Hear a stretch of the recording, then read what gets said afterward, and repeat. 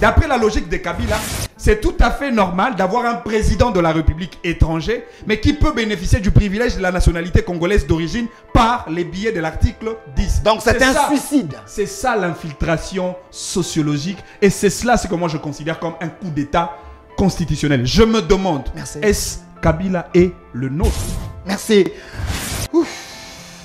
Une question très questionnante. Qui peut répondre à cette question? Monsieur Benoît Lama, votre mot de la fin. On retient quoi? Est-ce qu'il faudrait que je donne un mot de la fin ou bien il faudrait que je donne des réponses appropriées par Analysez et puis vous terminez. Aux accusations totalement gratuites qu'il est en train d'imputer au président Kabila? Il a soulevé les articles de la Constitution. Sur la nation, on ne parlerait plus de 4 ou 3 éléments qui constitueraient le territoire national ou l'État d'une manière tout à fait globale. Et en dehors du territoire, on parle de l'autorité, on parle de l'acte fondamental et de la souveraineté internationale. Ce sont ces 4 éléments qui constituent ce qu'on appelle un État. Ces éléments sont, que ce soit dans les anciennes constitutions, que ce soit dans la Constitution actuelle, ces éléments sont là. Et depuis Montesquieu, personne n'a changé cela. Le deuxième élément, il entre dans les fonds de la Constitution, donc de la loi sur la nationalité. Mais qu'ils me disent, il est là, lui là, il s'est muté, opposition, maintenant il est au pouvoir. Mais c'est le ministre des Travaux publics. Il est de quelle nationalité d'origine? Il est membre du gouvernement, membre de l'Union sacrée. C'est monsieur, comment on l'appelle, Guissaro. Qui dit Guissaro est de quelle province? Et qui soit aussi informé qu'il y a Bisimaka Harara qui habite l'hôtel Rotana, qui travaille pour la présidence. Il est de quelle nationalité? Puisqu'il veut faire croire à l'opinion publique que le président Kabila a élaboré la Constitution. Mais c'est le même principe que nous devons imposer, mais c'est Tshilombo qui veut changer la Constitution. Que si hier, il y a eu changement du fait d'un dialogue intercongolais, pour lui, pour sa constitutionnalité, pour son droit constitutionnel, c'est Kabila qui a élaboré. Et donc, nous, par absurde, c'est ça le jugement, c'est ça la linguistique. Donc, la constitution qu'on veut changer aujourd'hui, c'est M. Tshilombo qui veut changer pour ses intérêts. Il faut que ça soit ainsi. Moi, je voulais même me connaître très loin. Parce que si on m'avait annoncé le sujet, j'allais lui donner de la matière. Parce qu'apparemment, il est en train de justifier quelque chose. Il est en train de justifier ses propres incohérences. Puisque comment pouvez-vous dire que Kabila a élaboré? Expliquez-moi, comment Kabila peut élaborer? Que Kabila n'est pas le législateur. Il y a eu un débat au niveau de l'Assemblée nationale où il y avait l'opposition, il y avait les membres de l'ancien gouvernement, il y avait la société civile. Tous ces gens qui sont aujourd'hui dans l'Union sucrée ont fait partie de ce regroupement politique hier. Et je ne crois pas qu'à ce niveau-là, on peut dire que Kabila, comme individu, a élaboré la Constitution. C'est un tort incroyable que ça sorte de la bouche de celui qui se vante être le plus grand intellectuel du Congo. Et je crois. Mais quand il a dit une fois, dès que Kabila est arrivé au pouvoir, la première article absolument faux, qu'il me montre la loi. Qu'il me montre la loi. Parce que sur la nationalité, il y a eu déjà des modifications. Après le dialogue intercongolais, pendant la transition et la modification actuelle, c'est passé par le Parlement avec le financement de l'extérieur. Ça n'a jamais été un cas. Et le cas que je connais, c'est la loi sur le blanchiment des capitaux. C'est la première des lois qui est passée sur Joseph Kabila Kabange. J'ai les documents, j'ai les supports. Au lieu que ça soit d'une manière verbale, comme il a dit, qu'il amène la loi qui dit, bon, voilà dans les nombres de lois qui ont été promulguées par le président Kabila, voilà la première loi que lui, comme individu, comme institution, avait modifié sans avoir associé d'autres structures de l'État. Donc Kabila, ce n'est pas un infiltré. Alors, le dialogue intercongolais, on a connu des formats. Le premier format, nous avions le gouvernement de la République. Nous avions l'opposition politique, la société civile et les différentes rébellions. Mais le deuxième format, nous avons connu, il n'y avait plus, il y avait une partie de la rébellion qui était déjà amputée, qui faisait partie de l'équipe gouvernementale, de l'équipe de la RDC, c'est le MSC de Jean-Pierre Bemba. Et donc on restait avec Nyamwisi, les Roubert et consorts, comme les gens de la rébellion. Soyez le bienvenu, fidèles téléspectateurs. Nous vous disons merci, merci à vous parce que vous nous démontrez chaque jour votre considération. Parce qu'aujourd'hui, on a commencé l'émission avec un grand retard. Déjà, vous êtes en train de m'écrire. Vous allez commencer quand? Vos invités, on est devant la télé. Merci. Quand même, on est là. Les problèmes, c'est pas nous. Donc, c'est le deuxième invité qu'on attendait. Manix Yenda, c'est quelqu'un qui respecte vraiment les temps, l'heure. Il était là à temps. C'est Benoît Olama qui est encore dans les embouteillages. Il va venir dans quelques minutes. Monsieur Manix Yenda, soyez le bienvenu. Merci beaucoup, Monsieur Delphin. Merci beaucoup à tous les téléspectateurs qui nous regardent en ce net moment. Le Congolais du Congo profond, allais-je dire. Le Congolais des Malembankulu, le Congolais des Mbandaka, des Bongandanga, des Yonda, des Bamania, des Ikela. Et donc le Congolais de partout, autant pour le Congolais de la diaspora qui nous regarde en ce moment. Je leur salue et je leur souhaite prospérité, progrès et toutes les bonnes choses du monde. Voilà. Merci, Monsieur Manix Yenda. Je précise que vous êtes député de la rue. Et vous aimez bien la nation, vous aimez bien les débats républicains, mais quelqu'un m'a écrit à Ottawa. Il a dit, mais pourquoi ces derniers temps, vous ne venez pas dans l'émission avec ce que vous avez l'habitude de mettre comme député de la rue? Vous avez abandonné ça ou bien comment? Parce que lui, il est votre fan, hein, déjà. Non. Depuis là où il est. Le problème, ce n'est pas l'écharpe. Moi aussi, j'ai constaté que le problème, c'est les combats qu'on porte.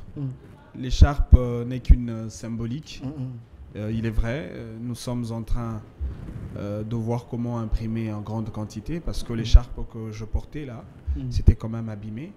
Et là, on est en train d'imprimer en grand nombre pour que j'utilise pendant plus longtemps, mais que cela ne dérange pas parce que je suis député de la rue. C'est un combat que je choisis et je mène ces combats avec toute la responsabilité politique, mais aussi avec mon engagement en tant que citoyen actif, capable d'apporter son soutien, sa pierre de contribution pour bâtir un Congo plus beau qu'avant. Voilà. Monsieur Manix Yenda, ces derniers temps, on dit plutôt que Manix Yenda est dans l'Union sacrée. Je ne sais pas si c'est de manière officielle ou vous défendez la République, qui est bon, et vous analysez. Bien évidemment, moi je ne suis pas membre de l'Union sacrée de la nation parce que mon adhésion n'a jamais été formalisée comme telle.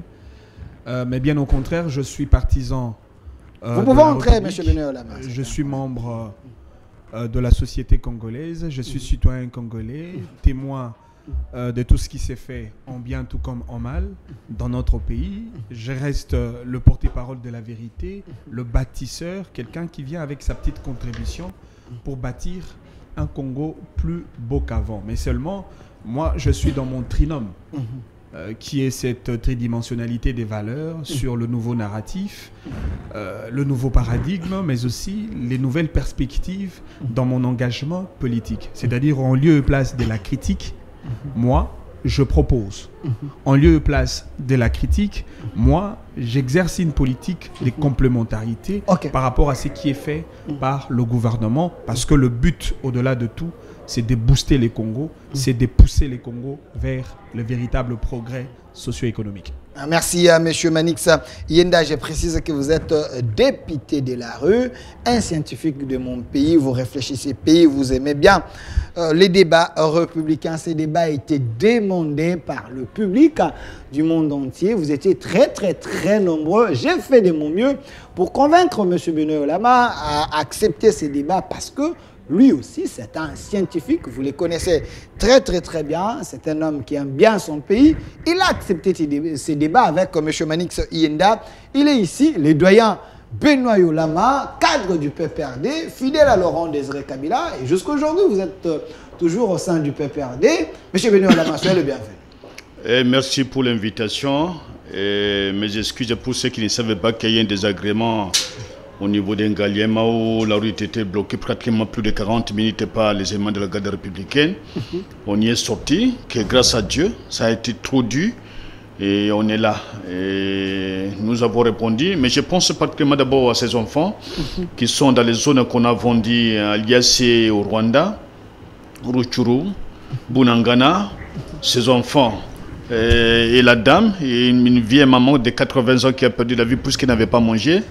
Je pense à elle et je pense que notre Dieu, le Dieu que nous prions, pourra probablement donner solution un jour ce que nous vivons comme agression préparée par le frère de notre président de la République.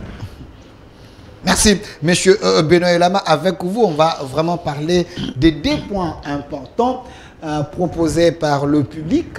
Avec vous, on va parler de la Constitution, la loi de notre pays, la loi mère même de la République démocratique du Congo, parce que le régime Tshisekedi nous chante l'état des droits nuit et jour.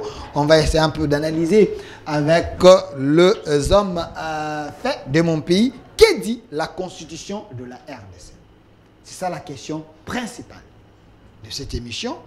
Qu'est dit la Constitution de la République démocratique du Congo? Vous connaissez très bien, vous savez très bien que notre Constitution a 229 articles. La Constitution a été votée en 2006. Elle a été également révisée, à moins que je me trompe, en 2011. C'est cette Constitution qui a permis à ce qu'il y ait la passation du pouvoir pacifique. Kabila est devenu sénateur à vie. Tshisekedi est au pouvoir pour faire ses 2 mandats selon la Constitution. S'il y aura encore la confiance de la population. Mais il semble que cette Constitution, elle est incomprise par plusieurs personnes. Certains professeurs constitutionnalistes s'est contredit. Par rapport à cette Constitution, on a invité des scientifiques de mon pays pour essayer un peu de placer un mot par rapport à cette loi mère de la République. Qu'est dit la Constitution de la RDC? Deuxième question va concerner notre diplomatie. Vous êtes sans ignorer qu'il y a eu la présence depuis le dimanche ici du président burundais, Ndayishimiye. On va essayer un peu de parler. La question principale, Félix Tshisekedi, est-ce un vrai diplomate? Félix Tshisekedi, qui est le président, c'est lui, même le premier d'entre nous, est-ce un vrai diplomate? Ses engagements avec les autres, sa manière de faire, sa manière de booster notre diplomatie, est-ce c'est avantageux à la République démocratique du Congo ou sa manière de faire est en train de plomber la nation? C'est ces 2 questions principales de l'émission d'aujourd'hui avec M. Manix Yenda et M. Benoît Yolama. Mais avant cela, nous allons prendre 10 minutes, mais je vais donner 5 minutes à chaque intervenant pour parler de cette question si nécessaire. Aussi concernant les incendies dans la ville-province de Kinshasa. Vous êtes sans ignorer, ça fait déjà plus de 5 fois dans ces mois ici, on a eu autant d'incendies. Alors parlons-en parce que ça concerne des vies. Alors, M. Benoît Yolama, vous êtes du PPRD, parti de Joseph Kabila Kabange. Pensez-vous que ce qui arrive aujourd'hui dans la ville-province de Kinshasa, les incendies, il y a un problème de la vision ou soit manque de la prévention? Bon. La photo de Ngolila, si vous voulez. Je crois que le problème de la ville et province de Kinshasa n'est pas un problème de vision comme certains le penseraient. Okay. C'est plutôt un programme anti-incendie qui n'a pas été mis en place, qui n'existe pratiquement pas, alors que nous avons une structure qui a le pouvoir de travailler et d'assister tous les Congolais dans tous les coins de la capitale. Malheureusement, la structure qui est juste à côté du secrétariat général de la santé n'est pas souvent consultée et moins encore utilisée. La structure n'est pas suffisamment équipée et la conséquence c'est que lorsqu'il y a un cas d'incendie avec les bouchons au niveau de Kinshasa, il est presque difficile que le véhicule arrive, d'abord avoir le numéro de ce véhicule et de 2, les appeler, leur disponibilité et troisième élément c'est la distance. Comment ils peuvent relier la distance au lieu de l'incendie. Ce qu'on pouvait faire, comme ça s'est fait dans d'autres cieux, c'est de rapprocher ces techniciens anti-incendie de chaque habitat ou dans chaque commune, en laissant que dans chaque commune, par exemple, nous ayons 2, 3, 4, 5 camions anti-incendie. Et là, je crois que ça pourrait réduire d'abord la distance et même les conséquences de l'incendie. Mais lorsque les véhicules sont cantonnés à la Gombe et qu'il y a un incendie qui est annoncé au niveau délimité, ce parcours-là, c'est un parcours certainement très long. Et la conséquence, c'est que quand le véhicule arrive, c'est certainement pour constater les dégâts qui déjà... Le véhicule arrive en retard. En grand retard. Alors, par exemple, des communes qui sont trop grosses ou grandes, comme celle d'Engaliema où nous habitons, on pouvait dispatcher le matériel à 3 différents sites. On pouvait prendre d'abord la première partie au niveau de la commune, la deuxième au niveau des pompages et troisième au niveau de l'IPN. En ce moment-là, s'il y a un incendie, il y a moyen qu'on puisse relier le coin où il y a un incendie avec la présence des engins. Mais malheureusement, cela ne se fait pas. Bien qu'on détourne tous les jours des millions, bien qu'il y a la bataille des millions, mais malheureusement, c'est cela que nous constatons, c'est ce qui conduit, en tout cas, amène tous ces dégâts que nous constatons. Mais un autre problème qui n'est pas directement lié au service anti-incendie, c'est le problème du courant. Okay. Le problème de l'électricité. La plupart des câbles que nous avons, ce sont des câbles qui ont été remplacés par les Zimbabwéens il n'y a pas longtemps, lorsque nous avons eu un contrat avec les Zimbabwéens pendant la transition à l'arrivée des musées, c'est ce que j'ai pu dire. Et aussi, d'autres câbles sont des câbles qui ont été laissés depuis l'époque coloniale. Il y a même la vastitude de l'outil de production.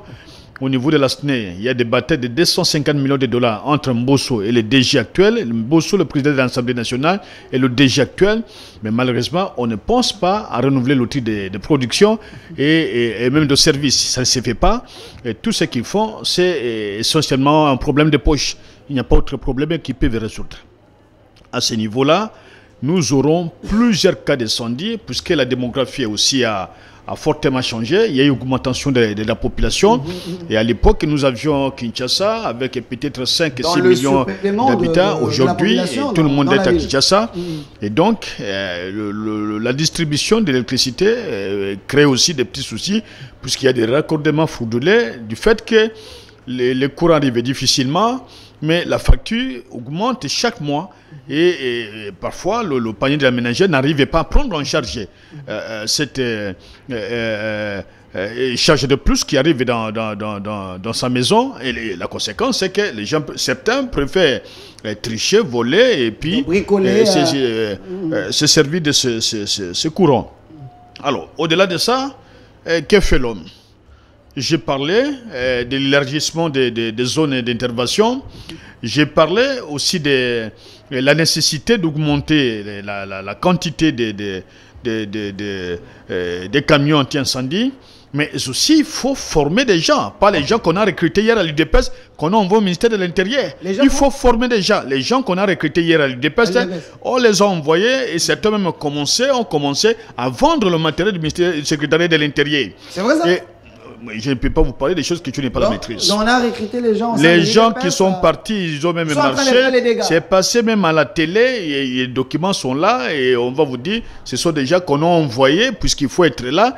Et malheureusement, qui n'ont aucune expertise. Il faut former des gens, puisque pour arriver à éteindre le feu en Europe, pour ceux qui ont eu la chance de visiter l'Europe, ce n'est pas une histoire qu'on peut faire dans 2, 3, 4 jours ou une semaine.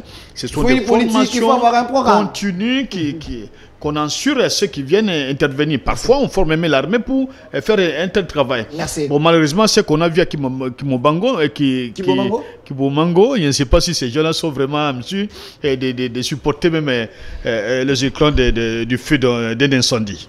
Merci, M. Benoît. Je vais revenir vers vous. Vous avez fait plus de 5 minutes. Hein. Alors, M. Manix, le même temps d'antenne, 5 minutes. Le problème de l'incendie, des incendies en République démocratique du Congo, je vous donne quand même les faits. 2023, incendie d'un camion citerne sur la route bypass au niveau du quartier Rigini, commune de Lemba. 16 août 2023, incendie aux alentours du camp militaire, le Fungula, à Kinshasa. Aussi incendie d'un dépôt de fabrication de barres de fer sur l'Umété 14e rue, poids lourd. Incendie aussi du marché Matadi-Kibala. Trop d'incendies dans la ville de Kinshasa. Est-ce qu'il y a un problème de prévention? Pas du tout, parce que aujourd'hui, lorsque nous nous regardons les conséquences, nous regardons le dégât. Je pense que tout porte à croire qu'il y a un problème sérieux de gouvernance dans le chef de ceux qui détiennent les bâtons de commandement de la République. Parce que quand on parle de l'État, ceux qui gèrent l'État ont la mission fondamentale de protéger le Congolais. Parce que, vous savez, parmi les missions régaliennes de l'État, les missions fondamentales de l'État, nous en avons deux. Il y a la mission providentielle, ce qui fait de l'État État-service, c'est-à-dire dans une mission où l'État peut se transformer en un opérateur de développement économique pour assurer le bien-être social de sa population. Au-delà de la mission gendarme, il y a une mission qu'on appelle la mission, disons, au-delà de la mission providence, il y a une mission qu'on appelle la mission gendarme, État policier. Ici, l'État a la plus grande responsabilité de protéger les citoyens ainsi que leurs biens. Parce que quand on parle même sur cette question de la sécurité qui entre dans l'apanage exclusif de l'État dans le cadre de la mission gendarme, il y a le besoin d'assurer une sécurité de l'intégrité territoriale, protéger les lignes frontalières de la République. Il y a le besoin d'assurer la sécurité des personnes ainsi que leurs biens. Il y a le besoin de protéger le Congolais au moyen de la sécurité des santé publiques, la lutte contre les épidémies et des diverses maladies qui peuvent toucher ou infecter un peuple, une population. Il y a le besoin d'assurer une sécurité contre les incendies, comme on en parle aujourd'hui, ainsi que les catastrophes naturelles. Mais pour que l'État y arrive, il faudrait que l'État se serve de tous ces outils de protection. Il faut que l'État utilise des moyens et des politiques publiques capables de pouvoir assurer une protection meilleure et réelle de sa population. Mais malheureusement, c'est vrai, vous pouvez aujourd'hui endosser la responsabilité sur le dos, par exemple, du ministère de l'Habitat. Vous pouvez endosser la responsabilité sur le dos du gouverneur de province. Vous pouvez endosser la responsabilité sur le dos du président de la République. C'est tout à fait normal parce qu'on le considère comme des locomotives de chaque institution précitée. Mais ce qui est beaucoup plus important ici, c'est une question des gouvernances. Et moi, je voudrais beaucoup plus mettre l'accent sur la question de politique de gouvernance locale. Parce qu'on parle de Kinshasa, c'est vrai, Kinshasa, comme province, elle a ses compétences dévolues par rapport à la ville, par rapport à Kinshasa. Mais au-delà de Kinshasa, nous avons des entités territoriales décentralisées qui existent au niveau de Kinshasa qu'on appelle les communes. Et les communes, comme des ETD, regorgent une certaine capacité d'autonomie. C'est en cela qu'on parle du principe des libres administrations et de l'autonomie financière de la commune. La commune mobilise de l'argent. La commune a ses ressources. Ces ressources au moyen desquelles la commune pourrait se servir effectivement pour répondre sur chaque secteur de la vie locale, de la vie communale, notamment la question de la lutte contre les incendies. Parce que quand vous regardez dans le package de ressources financières de la commune, vous avez ce qu'on appelle des ressources propres de la commune, c'est-à-dire il y a de taxes et impôts que la commune prélève au sein de sa circonscription communale. Au-delà de cela, il y a, bien que cela n'a jamais été applicable dans le contexte de gestion de notre pays, les 10% réservés pour la Caisse nationale des péréquations, destinés pour le développement de nos communes, mais aussi la commune a ce qu'on appelle des ressources exceptionnelles. C'est-à-dire la commune, au moyen d'un ou d'une politique managériale de qualité, la commune peut diligenter effectivement de contrats de développement avec des structures financières internationales, notamment la Banque mondiale par exemple, la BAD ou le FMI. Donc le Bourg-commerce d'une commune peut engager sa commune avec... Effectivement, c'est cela. Est-ce qu'ils sont conscients de cela, non, le Bourg-commerce? Je vous ai parlé de l'absence de politique de gouvernance locale. Les gens pensent que la meilleure de manière pour gérer le pays, il faut gérer le pays au niveau le plus élevé. Aujourd'hui, on parle des incendies. Et ces incendies touchent directement la population. Or, si nous commençons à gérer le pays au niveau le plus élevé, on aura un problème des proximités. Or, les politiques des proximités se réalisent effectivement au travers les services rendus par des collectivités locales le plus proches de la population, parmi lesquelles, je cite aujourd'hui, la commune, on peut citer les chefferies, on peut citer la ville, on peut citer les secteurs, on peut citer même dans le cadre des entités déconcentrées, les territoires, le groupement, ainsi que les villages. Et donc, il faudrait des véritables politiques. Et d'ailleurs, moi je finis par là, si la commune, en tant qu'entité locale, au moyen de ses dirigeants, essaye de mettre en exergue des véritables politiques de gouvernance locale, notamment sur cette question de la gestion de ressources financières de la commune, mais la commune peut créer ce que moi j'appelle des guichets uniques, c'est-à-dire des trésors de caisse uniques au niveau de la commune pour le besoin de rationaliser la dépense, mais aussi de créer une orthodoxie financière afin de permettre à la commune de mettre en place des projets de développement. Est-ce que vous savez qu'avec l'argent de la commune peut doter à chaque quartier d'un camion anti-incendie? Regardez les recettes qui entrent dans la célébration de mariage dans chaque commune. C'est beaucoup d'argent. Vous prenez la vente de plaques de numérotation des avenues. C'est beaucoup d'argent. Même au niveau de quartier, il y a au moins 4 taxes. Des taxes relatives par rapport à la vente immobilière des maisons au niveau de la commune. Il y a une rubrique financière qui entre dans le trésor communal. Vous prenez les formalités administratives, perte des pièces, les documents de vie, mœurs, etc., actes de décès. Ça génère de l'argent et de l'argent qui peuvent aider à la commune de créer des véritables projets de développement pour assurer une vie meilleure. Parce que ce n'est pas normal qu'il y ait un seul camion anti-incendie au niveau de la ville de Gombe, alors que l'incendie qui se passe à Kindele, à Mongafula, si vous prenez la distance entre la ville de Gombe et Kindele, c'est pratiquement impossible pour que l'État assure une sécurité de proximité. Et donc, il faut de véritables politiques en place en vue de répondre quotidiennement aux vrais problèmes du peuple. Merci, M. Manix. Ce n'est pas pour rien que je vous avais invité.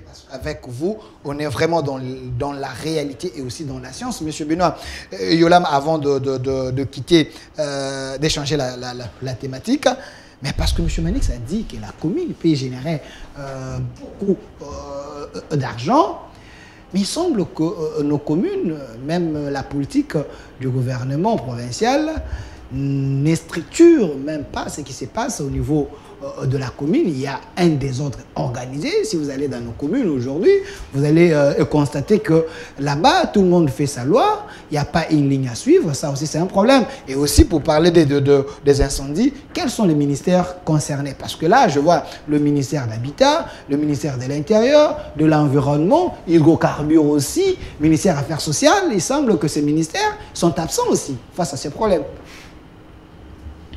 Bon, le problème d'abord pour la ville de Kinshasa, c'est le problème qui est tout à fait un problème qui est connu de l'opinion publique. Et je l'ai déjà relevé au début de mon intervention que la ville n'est pas correctement dirigée. Et lorsque vous regardez la manière d'abord que la ville fonctionne, elle-même la ville, vous entrez dans les toilettes de la ville de Kinshasa, à l'hôtel du gouvernement, pas hôtel, je parle du cabinet du gouverneur, et vous allez constater qu'il n'y a même pas de l'eau qui arrive dans les installations qui sont là, dans le bureau du gouverneur. Ils sont en train de le suivre, c'est vrai. Le bâtiment qui a été laissé par André Kimbuta était un nouveau bâtiment qu'on a eu à construire. Ce n'est pas l'ancien bâtiment qu'il utilise. Il y a un deuxième bâtiment derrière. Mais ce bâtiment, au moment où je vous parle, arrivé là-bas, demander d'audience, avant d'entrer dans la grande salle où il y a c'était une réunion du gouvernorat de Kinshasa, vous allez constater qu'à gauche ou à droite, avant de faire prendre la direction de la grande salle, vous allez constater que des cuves sont dans un état que je ne sais même pas comment qualifier sur le plateau.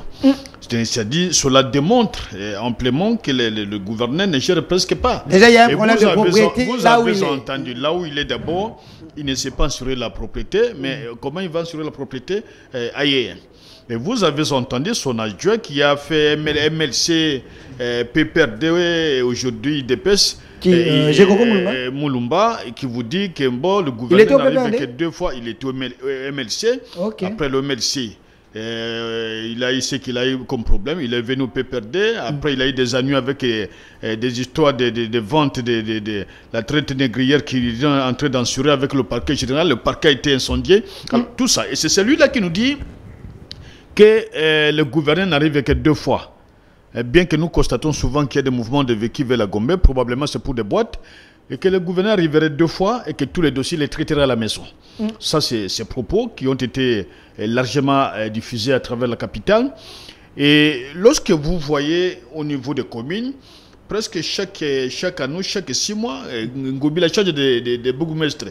Ceux qui adhèrent dans son nouveau parti sont d'abord le bien servi et les autres après. Mais avant qu'il n'ait son parti, il y a un moment où on avait mis en place. On avait fait une mise en place où il y avait des bourgmestres un peu partout. Mais le gouverneur qui n'arrivait pas à répondre aux besoins du gouverneur, et donc le bourgmestre qui n'arrivait pas à répondre aux besoins du gouverneur, était souvent renvoyé et remplacé par celui qui est prêt à servir. Non, selon mes informations, c'était des bourgmestres incompétents, les bourgmestres qui ne travaillent pas. Mais comment les bourgmestres peuvent être incompétents et lui-même incompétent? Comment cela peut se justifier? Puisque c'est lui qui les a mis en place, lorsqu'on a proposé, c'est lui qui avait commencé, avant même qu'il ait l'arrêté du VPM de l'intérieur. C'est lui qui avait fait une mise en place, qui avait créé le problème à Kinshasa. Vous avez entendu qu'il y avait des discussions sur la place publique. Et c'est lui-là qui vous dit que les bourgmestres que lui-même avait placés pour remplacer les anciens sont devenus des médiocres. Dès était, je crois, suspendu, celui de Ngayame qui avait reçu ses 20 000 ou 15 000 $, je ne sais pas combien, ou 150 000 $, et tout l'argent était dépensé. Après, il a été réhabilité, mais il épaisse. Il y avait un autre, je ne sais pas si c'est au niveau de Ngaba ou Mungafula, aussi renvoyé, mais ils sont revenus aux affaires. Mais l'argent n'a jamais été restitué au trésor public. C'est l'argent des contribuables congolais. Et c'est cela que nous avons vécu. Alors, dire que ici, on ne parle pas en termes de besoins, mais ce sont des devoirs que l'État, l'obligation que l'État a pour changer la situation de ses habitats. Ça, c'est sur le plan purement administratif. Ce n'est pas un besoin qu'on ressentirait, puisqu'un besoin, on peut le ressentir à un moment où on n'en a plus besoin. Mais l'État a l'obligation. C'est une obligation légale.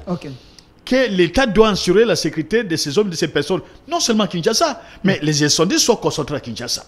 Le fait qu'on a relevé. Alors, lorsque vous parlez dans la capitale même, là où il y a les institutions. Le fait qu'on a relevé sont des faits qui sont patents, qui ne demandent même pas d'explication. Le ministère qui a la compétence de gérer, qui a toute une direction anti-incendie ou d'autres services et catastrophes et d'intérêt constant, c'est le ministère de l'Intérieur. De l'Intérieur. Sur le ministère de l'Intérieur. Central ou provincial? Parce que provincial, j'ai vu M. Christian Tchakala qui est souvent sur terrain. Il est en train de se battre, l'homme, avec le peu qu'il a. Mais apparemment, il faut que le gouvernement central puisse aider la ville. Parce que la ville de Kinshasa reçoit plus de 2 à 4 millions de $ chaque mois de rétrocession du gouvernement central. Je vous dis, il y a déjà 18 mois que la ville province de Kinshasa ne reçoit plus cet argent. Entre 18 ou bien 13 mois, ne reçoit plus cet argent. 18 ou 13 mois que le gouverneur ne paie pas ces hommes, il se fait payer lui-même. Non, selon les informations que j'ai, il y a 13 mois que la ville province de Kinshasa ne reçoit plus la rétrocession de la part du gouvernement central. La ville n'a pas de moyens. André Kimbuta avait tout hypothéqué. La ville ne regorge plus rien. Alors le gouvernement central n'aide pas. Donc Gentini Ngobila se bat avec le peu qu'il a. Ntsakala est sur le terrain. Mais la situation est compliquée. Il faut qu'on aide la ville. Selon les informations que moi j'ai. Vous risquez de me sortir du sujet puisque je ne voudrais pas prendre plusieurs éléments au même moment. Sinon je perdrai l'essentiel de ma communication. Ce que je suis en train de dire, et je le dis en toute responsabilité, c'est le gouverneur qui est responsable de la gestion de la ville de Kinshasa. Nous avons connu, ça c'est déjà une habitude, que dans les camps de l'Union sucrée, les gens ne sont là que pour la justification, éternellement la justification. Ce n'est pas moi, c'est l'autre. Ce n'est pas moi, c'est l'autre. Mais je me rappelle avant l'arrivée du corps du feu Etienne Tshisekedi ici à Kinshasa, j'ai passé avec l'honorable Bokele, et juste là où le gouverneur s'est trouvé au stade des Martyrs. Le gouverneur disait, soutenez-moi, moi je vous connais, vous parlez de moi, puisque j'avais transformé Kinshasa.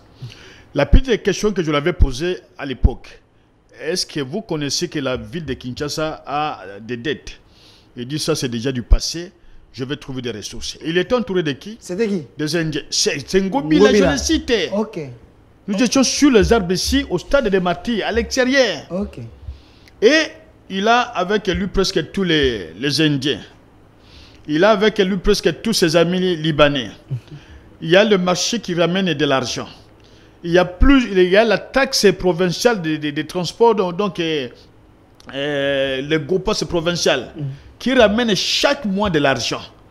C'est-à-dire l'argent que gagne la province de Kinshasa. Si vous prenez quelques livres que j'ai déjà parcourus, même de l'ancien DIRCAP de Matata, un autre livre, je crois, de Didier Moumengi et de Variste Bochab, lorsque vous lisez ces trois ouvrages, en termes de recettes sur le plan national, après l'Oxekatanga, c'est la ville de Kinshasa. Et puis après Kinshasa, c'est la province du Nord Kivu. Et donc Kinshasa, c'est une province qui amène beaucoup de recettes et qu'on ne peut même pas entendre seulement qui est allez, lorsqu'il dit hypothéquer, mais quand lui-même Ngobila est en train de vendre des espaces verts ici, l'argent qu'il encaisse de ces espaces verts va où? Quand lui-même est en train de sous-traiter la salubrité de Kinshasa, donc le travail d'un service public, au détriment de ses amis qui importent même des biens au nom de la province, mais qui les utilisent pour leur compte privé. Kinbopeto. Combien de véhicules sont entrés chez Kinshasa? Quand lui-même va en Europe, il achète des véhicules d'occasion, jetés. Il ramène à Kinshasa. Il dit j'amène au nom de la province. Ça aussi, c'est Kibuta. Qui achète un peu les véhicules? C'est le gouvernement de la ville de Kinshasa. Selon les informations que moi j'ai, Ngobila travaille plus que Kimbuta. Ngobila. Bon, ça c'est votre point de vue. Si vous faites déjà partie du débat, ça c'est votre point de vue. Et que je ne voudrais même pas concéder, puisque c'est totalement archi-faux. La ville était plus propre avec Kimbuta qu'elle se trouve aujourd'hui. Et à l'époque de Kimbuta, il y avait plus de véhicules anti-incendie qu'aujourd'hui. Et à l'époque de Kimbuta, le fait que j'ai toujours peut-être déploré, c'est le monsieur qu'on a libéré aujourd'hui. Libéré aujourd'hui par l'Union sucrée. Merci. Le ministre provincial. Merci. Mais je voudrais dire ceci. 5 secondes. C'est pas tous ces mouvements que le ministre provincial est en train de faire dans les établissements privés. Monsieur Gracien Tsakala, qui vont résoudre les problèmes. Le problème est global au niveau de la gestion de la province. Ils peuvent faire même 1000 déplacements, mais lorsqu'ils n'arrivent pas à mettre à la disposition des communes, les communes peuvent donner, mais l'argent part. Tout l'argent que récolte les bourgmestres arrive à l'hôtel de ville. Merci. Si ça n'arrivait pas, certainement, on aurait entendu que c'est honte d'être... Merci, M. Benoît. Merci, M. Benoît. Là, notre souci, c'est que la l'urbanisme et l'habitat n'intervient pas, n'intervient que là où ils sont en train de voler des parcelles des gens. Voler des parcelles des gens et de l'État, ils désaffectent sans tenir compte même des procédures de désaffectation et en violation de la loi. Vos propos vous engagent, M. Benoît. Non, ça m'engage, mais j'ai des documents. Merci. Prenez le cas, un petit exemple. L'immeuble qui est derrière le casier judiciaire, c'est un immeuble qu'on appelle Tour Jumel. 12 niveaux, après des négociations entre l'État congolais et l'entreprise qui avait construit dans le domaine public de l'État. C'est le ministre actuel, M. Mabilou Pius, qui va désaffecter pour retourner au constructeur. Et il signe lui-même un arrêté intitulé personnel individuellement. Tandis que l'arrêté qui a précédé son arrêté était signé par 3 ministres. Il y avait le ministre de l'Urbanisme Habitat, de la Défense et de la Justice qui intervenait. Et donc, si nous partons même sur même une simple fausseté du principe du parallélisme des formes et des compétences, et M. Mabilou, un arrêté signé par un ministre ne peut pas annuler un arrêté interministériel. Il y a un problème même de droit. Et lorsque vous vérifiez sur les 12 niveaux qu'on a désaffectés du domaine public de l'État, en y retournant auprès du constructeur, le constructeur n'aurait reçu que 2 niveaux, et les 10 autres niveaux seraient déjà l'objet d'un partage, dont un appartement coûterait $1 800 000. L'hôtel de ville de Kinshasa, dans son niveau aussi, l'hôtel de ville a des problèmes. Si je commence à vous citer des espaces vendus. Merci. À ses amis libanais, à ses amis indiens. Je vais vous inviter pour une autre émission. Je vais vous inviter pour une autre émission bien élaborée. Comme ça, vous allez nous livrer vos 4 vérités, mais vos propos vous engagent. Si Pius Mwabilou, si M. Pius Mwabilou, ces livres dont les antivaleurs comme ça, nous sommes dans l'état des droits. J'en suis, mais j'ai les journaux officiels. Personne qui est peut-être censé d'être interpellé par les services, qu'on sache un peu de quoi il s'agit, si un ministre peut voir. Alors, monsieur Manik Yendassia, les arriérés, vous pouvez les payer. Et je ne sais pas si vous avez suffisamment les arriérés à payer, mais j'aimerais que nous puissions évoluer. Mais 2 minutes d'abord par rapport à la ville-province de Kinshasa, monsieur Manik Yenda. C'est vrai, la ville n'a pas de moyens. Selon les informations que j'ai encore, il semble que Ngobila est en train de se plaindre. Le gouverneur qui est ici, il se plaint. Même l'argent à moins que j'oublie, de Gopas ou des taxes, quelque chose comme ça, il semble que Kimbuta a déjà signé 10 ans avec une entreprise, que cette entreprise peut avoir l'argent des plaques, quelque chose comme ça, pendant 10 ans. Et la ville ne peut pas avoir la même mise sur cet argent. Donc Ngobila est dans une souffrance terrible. Alors, s'il n'y a pas l'argent, Ngobila ne peut rien faire. Je pense que la répartition de temps d'antenne serait équitable parce que vous avez donné à mon co-débatteur suffisamment du temps. Et en ce qui me concerne, vous voulez que je réponde à cette question pendant 2 minutes. Cela n'est pas correct. Alors, je voudrais dire quelque chose par rapport à cette question. Vous savez, moi je ne suis pas dans un débat des équilibrations teintées d'un raisonnement dépourvu d'une objectivité. Je ne viens pas sur ce plateau pour plébisciter la médiocrité. Faire la comparaison entre Jean-Tini Ngobila, André Kimbuta, que j'emballe. Eux tous. C'est des contrats que Kimbuta et que Ngobila a hérité, mais Ngobila ne peut rien. Est-ce que lorsqu'on regarde notre peuple, par rapport à la gestion de Ngobila, par rapport à la gestion de André Kimbuta, est-ce que le peuple de Kinshasa peut être fier d'avoir les 2 gouverneurs qui ont eu à satisfaire l'intérêt général de la population de Kinshasa? Ne venons pas sur ce plateau pour plébisciter. J'étais un dévolu sur de gens qui n'ont pas été à la hauteur de leur gestion. Si Ngobila a échoué, c'est de la même manière que André Kimbuta a échoué. Parce que les résultats sont là. Kinshasa d'aujourd'hui, si nous pouvons la qualifier comme la Kinshasa la poubelle, c'est pratiquement la même Kinshasa que nous avions connue sous la période de André Kimbuta. Donc il n'y a pas de différence. Mais là m'a dit non, sous Kimbuta, il y avait l'amélioration. Moi je n'entre pas dans ce débat-là. Okay, je comprends sa posture, il est là pour tirer les draps de son côté et c'est pour des raisons politiques et politiciennes. Je n'entre pas dans ce débat parce que nous devons rester objectifs. Je vous ai dit que c'est un problème de gouvernance. C'est un problème de gestion. Il ne suffit pas de se plaindre, non, on n'a pas le moyen. Il ne suffit pas de dire, non, nous n'avons pas de capacité, le gouvernement central n'accompagne pas. Mais le gouverneur d'une province comme Kinshasa doit créer les recettes. Mais pourquoi on parle de l'élargissement de l'assiette fiscale? Mais Ngobila l'a fait avec des GPEC. Non, mais il faut créer... Des GPEC n'existait pas, Ngobila. Non, mais justement, il faut créer des nouvelles unités économiques afin de mobiliser de l'argent pour le développement de la province. C'est vrai, ça il faut le reconnaître, qu'il y a un très grand décalage entre la pratique et le texte qui existe. Les textes répartis en termes de compétences, les recettes dévolues à une province et les recettes dévolues aux entités territoriales décentralisées. Mais malheureusement, la répartition de ressources, de recettes de chaque entité ne se fait pas de manière légale, telle que prévue par la loi. Aujourd'hui même, au niveau de province, la quote-part réservée aux provinces n'est pas convenablement réalisée. Pareil pour le ZTD. C'est-à-dire, aujourd'hui, il y a un problème réel de gestion.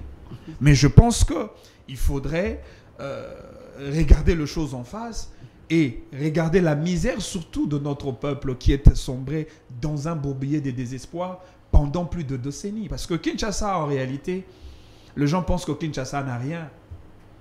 Kinshasa est une province qui regorge beaucoup de richesses. Regardez Kinshasa, c'est vrai du point de vue de sa situation géographique, on peut dire que Kinshasa c'est une petite province, mais Kinshasa a une superficie de 9 965 km², avec une démographie qui avoisine aujourd'hui à une affaire de 20 millions d'habitants. C'est-à-dire du point de vue démographique, Kinshasa est plus grand que le Rwanda comme État, plus grand que le Congo-Brazzaville comme État, plus grand que le Burundi, que l'Ouganda comme État, plus grand que le Gabon. Kinshasa seulement. Mais Kinshasa, c'est une sorte de bastion démographique.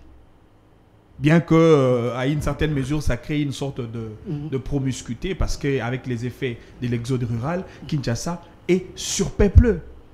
Mais dans un espace où vous avez plus de population, vous pouvez effectivement, au moyen des politiques managériales, transformer votre population à une plus-value économique. Parce que plus vous avez de la population, plus vous pouvez augmenter votre recette fiscale. Donc déjà, la population, c'est... Mais effectivement, la population est une richesse pour une province. Au-delà de cela, Kinshasa, c'est la capitale de l'administration de la République démocratique du Congo. Tout le siège des institutions de la République se trouve au niveau de Kinshasa. Kinshasa mobilise de l'argent. Vous avez, parce qu'il y a certaines ressources naturelles que Kinshasa malheureusement ne capitalise pas en termes de poumons économiques pour booster l'économie provinciale de la ville. Je prends le secteur de l'eau. Regardez là où il y a le panneau au revoir Kinshasa, la frontière entre Kinshasa et le Congo central, jusqu'à Maluku. Vous pouvez compter plus de 17 rivières. Des Maya Pembe, des Maya Njili, des Maya Kalamu, et ainsi de suite. Mais malheureusement, ironie du sort, la population de Kinshasa manque de l'eau. Comment on peut expliquer ces paradoxes-là? Encore une fois, il y a un problème sérieux des gouvernances dans le chef de ceux qui dirigent aujourd'hui la ville-province de Kinshasa. Et donc, il faudrait mettre en place des véritables politiques, un paradigme de gestion beaucoup plus adapté par rapport aux réalités du terrain en vue de résoudre et de proposer des solutions idoines pour le problème de la population de Kinshasa. Merci, M. Manix Iyenda. On change les sujets. Je vous ai donné deux fois la parole. Donc, on peut parler maintenant de notre sujet principal. C'est M. Benoît Yolama qui va ouvrir la question. Qu'est dit la Constitution de la République démocratique du Congo? Je précise que M. Benoît Yolama, c'est un politicien majeur de notre pays. Il est du PPRD, parti de Joseph Kabila Kabangé. Monsieur Filemo, si je ne peux pas avoir la Constitution ici derrière moi, je pense que ce serait mieux. Monsieur Benoît Yolama, pensez-vous que notre Constitution, la Constitution des Kabila, parce qu'il y a une vidéo que j'ai suivie, Kabila dit c'est ma Constitution, est cette Constitution est adaptable aux réalités de la République démocratique du Congo? La loi, d'abord, elle est impersonnelle. Qu'elle soit fondamentale ou organique, la loi est impersonnelle. On n'élabore pas la loi pour tenir compte de la réalité d'un individu, mais c'est plutôt du fonctionnement général des institutions. Nous avons connu la guerre avec la situation qui avait prévalu à l'époque dans la partie est du pays. Mouzé Chassa, le Rwandais, et après, les Rwandais ont déclenché la guerre le 2 août à Kinshasa, et même dans la province du Nord Kivu, un peu partout, il s'est trouvé. Et nous étions dans l'obligation de revenir sur ce qu'on peut qualifier de fondamentaux par rapport au fonctionnement de l'État congolais. Et c'est à l'issue du dialogue intercongolais dont un certain nombre d'acteurs avaient répondu présent que ceux qui ont été, en tout cas dans ce dialogue, avaient eu la latitude, le pouvoir, puisqu'ils représentaient les Congolais, de se pencher sur l'avenir du Congo. C'est à cette occasion qu'ils ont eu à préparer à Kisangani, ici à Kinshasa, même du côté Congo central, un document de base, un soubassement qui allait faire objet des analyses au niveau du Parlement et éventuellement être envoyé, soumis au référendum constitutionnel. C'est ce document-là que nous avons aujourd'hui sur la forme déjà promulguée comme la Constitution de 2006. Et la Constitution a été élaborée dans les circonstances très claires. C'est-à-dire il y avait la nécessité de ramener tout le territoire congolais sous la coordination et la gestion du pouvoir central. Et la coordination de ces territoires devait aussi être accompagnée d'un certain nombre de propositions pour permettre à la gouvernance de se faire sentir au niveau de la base. C'est ce qui a poussé que dans les 4 principaux titres que nous avons de la Constitution, poussé à ce que l'État pense à la décentralisation, puisqu'on avait estimé que le pouvoir central était très éloigné des populations au niveau de la base. Et on a pensé qu'il fallait permettre à l'État de fonctionner au niveau de la base en créant des entités décentralisées. Et notamment aussi les provinces dont certaines ont été éclatées. Et voilà d'une manière globale. Mais c'est déjà une mauvaise chose, hein, selon M. Moukouna, je l'ai suivi, l'évêque Pascal Moukouna qui a dit, vous l'avez fait à dessein parce que vous voulez gérer ces pays à votre manière. Vous avez créé 26 provinces, des mornais, sans doter à ces provinces des bâtiments, sans doter à ces provinces des moyens. C'était une manière de détruire vraiment des Congolais. Si Tshisekedi d'aujourd'hui n'avait pas amené ce projet de 145 territoires, développement à la base, ça allait être catastrophique. Hein. Bon, je ne connais pas le niveau d'études de M. Moukouna. On m'a appris qu'il serait évêque général, je ne sais pas de quoi. Ce que j'ai pu dire, mais il a été hier en train d'applaudir le même président. Si le président était mauvais, c'est que lui aussi il est mauvais. Ce qu'il faut retenir sur la Constitution n'a jamais été sur mesure. D'abord, lorsqu'il fallait éclater les provinces qui étaient des grosses provinces, des grandes provinces, pratiquement 4 provinces. Il y avait la province orientale, la province de l'Équateur, la province du Katanga et le Kasaï, qui n'était pas vraiment de grosses histoires.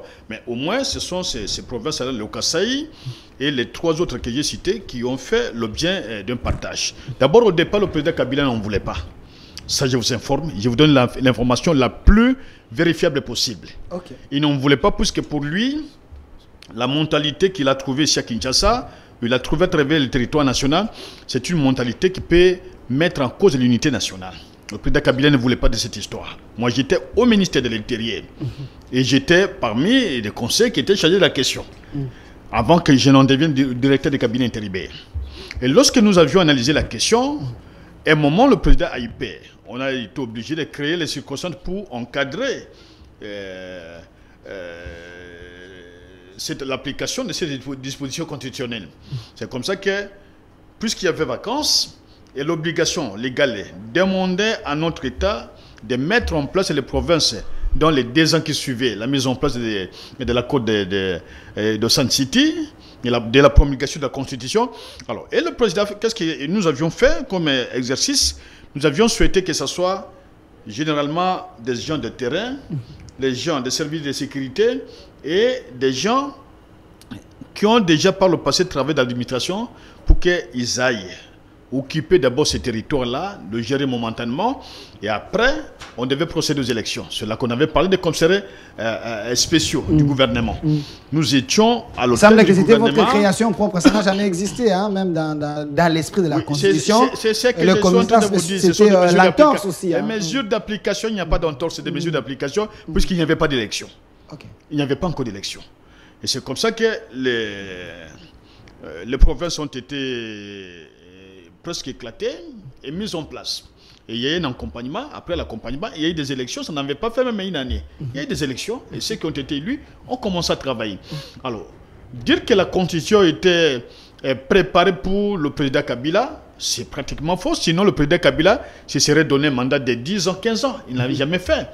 Mais la mouture a été discutée. Il y a même la présence de ce que nous qualifions généralement des gens que nous appelons la communauté internationale. Ces gens étaient Kisangani. Okay. Si M. Moukouna n'a pas été au courant, s'il veut ce débat-là, il va venir avec du papier, du stylo. Je l'aiderai à noter s'il aura la capacité de noter. Je l'aiderai à noter. Je l'aiderai à noter. Qu'il vienne ici sur le plateau. Le coordonnateur de l'éveil patriotique. Je sais qu'il ne viendra jamais. Mais s'il ose venir ici, je l'aiderai. Là, je vais préparer la matière. Et je viens lui administrer le cours des droits administratifs et des droits constitutionnels. Et il va noter. Alors, sur des aspects qui n'ont pas, par exemple, qui ont été très positifs pour les provinces. Dans chaque province, il y a une régie financière. Et dans chaque régie financière, il y a au moins entre 1000 à 1500, 2000 personnes qui ont été engagées. Et lorsque vous prenez ces nombres, multipliés par le nombre de provinces, il y a eu des emplois qui ont été créés. On ne dira pas que cela n'a pas été davantage.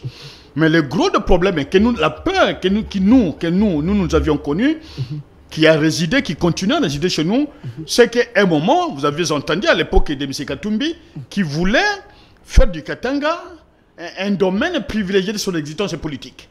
Et nous n'avions pas souhaité cela, puisque nous estimons que le Congo appartient à tous les Congolais. Et nous étions obligés d'appliquer cette disposition constitutionnelle, puisque l'opposition en avait demandé. L'opposition exigeait cela. Et je me rappelle, fait Antoine Gizenga. 5 secondes. Lorsqu'il intervenait sur la question, avant le référendum constitutionnel, fait Antoine Gizenga avait dit, nous pouvons accepter cette constitution dans sa forme actuelle. Mais si nous aurons le temps de discuter du Congo, on va discuter du Congo et nous pourrions nous donner une nouvelle constitution. Merci, monsieur. Merci, monsieur. Et nous l'avons fait, c'est par rapport au dialogue intercongolais, ça n'a pas été une invention du président Kabila. Merci, monsieur Benoît Olama. Je rappelle, à moins que je me trompe, vous étiez le directeur de cabinet à AU de Bouchab à l'époque. J'étais son DIRCAB, j'étais son conseiller, et même sur le plan scientifique, c'est son encadrement qui a prévalu dans tout ce que nous faisons comme recherche constitutionnelle. Donc vous avez les fruits de Bouchab. Alors, de l'autre côté, M. Manix Yenda, j'aimerais bien qu'on reste vraiment dans les fonds, qu'on reste vraiment dans la science, parce qu'il y a les étudiants qui sont en train de nous suivre et les autorités. Vous avez suivi M. Benoît Olama, il a essayé un peu de parler de cette constitution. Qu'est-ce qui est vrai dans leur manière de voir les choses sur ces plans d'abord de la décentralisation? C'était une mauvaise chose. Ne m'amenez pas à réfléchir selon la logique de mon co-débatteur, parce que la dictature d'opinion, je ne la supporte jamais.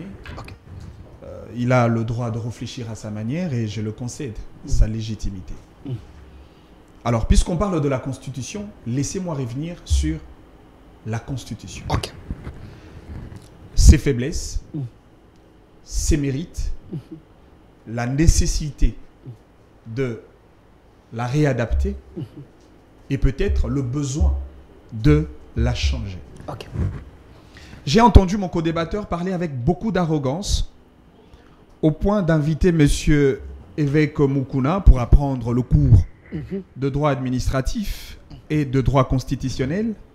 Malheureusement, dans son speech, je l'ai senti en divorce total avec les questions de base du droit constitutionnel. Mais avant que M. Évêque Mukuna ne vienne pour apprendre, je voudrais dire à mon co-débatteur de prendre le papier et son stylo et des notes. Jeunes gens, soyez disciplinés. D'accord. S'il vous plaît, M. Benoît Olama. Soyez disciplinés. On parle de la Constitution. S'il vous plaît. Soyez disciplinés, jeunes gens. S'il vous plaît, M. Benoît Olama. Vous devez l'être aussi à l'égard de l'évêque Mukuna. Soyez disciplinés. Malheureusement, vous n'avez pas été discipliné à l'égard de l'évêque. Soyez disciplinés. S'il vous plaît, M. C'est pas celui que nous avions défendu hier pour qu'on le sorte de l'année.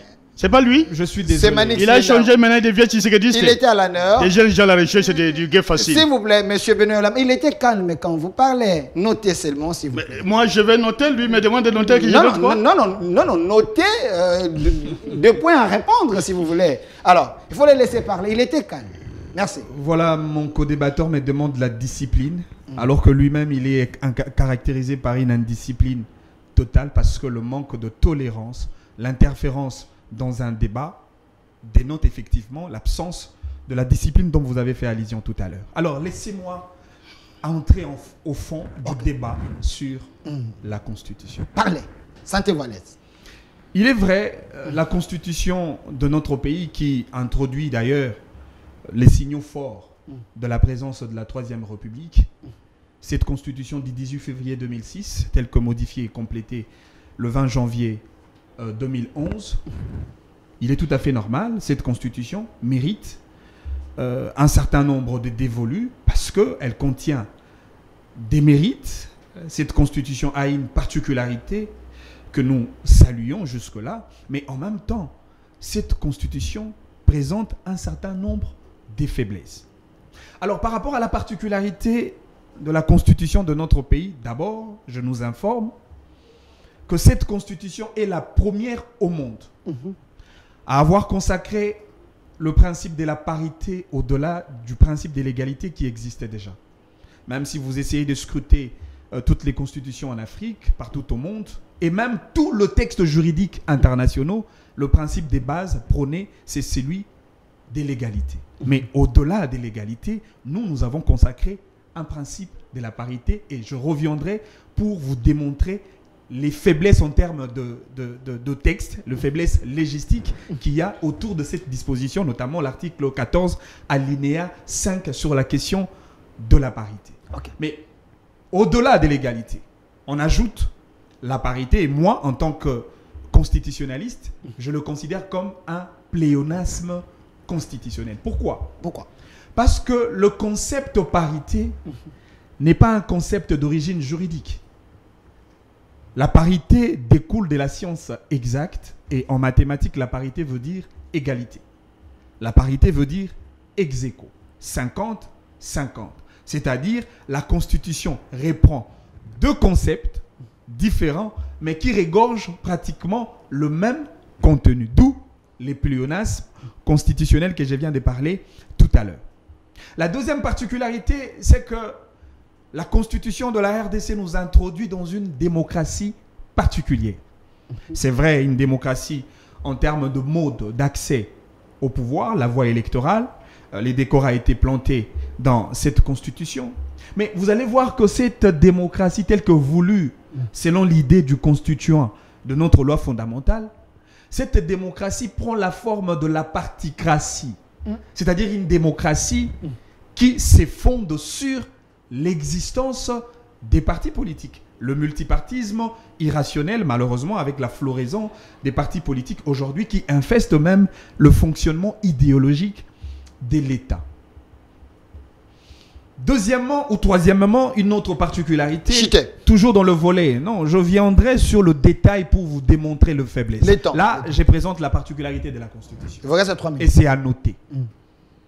Notre Constitution a le mérite d'avoir consacré les très grandes valeurs en termes de la démocratie en ce qui concerne la participation ou la présence de l'opposition politique. La Constitution du 18 février 2006 prévoit la possibilité du porte-parole de l'opposition. La Constitution du 18 février 2006 consacre dans son article 8 la question de la sacralité des activités reconnues à l'opposition politique. La Constitution de notre pays prévoit la participation institutionnelle de l'opposition, c'est-à-dire l'opposition peut prendre part au niveau des institutions, notamment parlementaires. Je prends même le cas pour les institutions d'appui à la démocratie, les cas de la CENI, l'opposition y prend part. Mais aussi, la même Constitution a prévu un cadre juridique approprié pour l'opposition politique, en l'occurrence la loi portant statut de l'opposition politique. Alors, avant que vous me ravissiez la parole, 2 minutes. Je commence par présenter les faiblesses de la Constitution. Et je commence par l'article 14, alinéa 5 que je viens de citer tout à l'heure sur la question de la parité. L'article 14 dit « Il faut tenir compte du principe de la parité dans toutes les institutions publiques à caractère national, provincial et local. » Je prends une institution en termes exemplatifs, l'Assemblée nationale, avec ses 500 sièges, dont les députés sont élus dans un suffrage universel direct. C'est-à-dire, d'après l'esprit de l'article 14, il faut avoir 250 députés hommes et 250 députés femmes.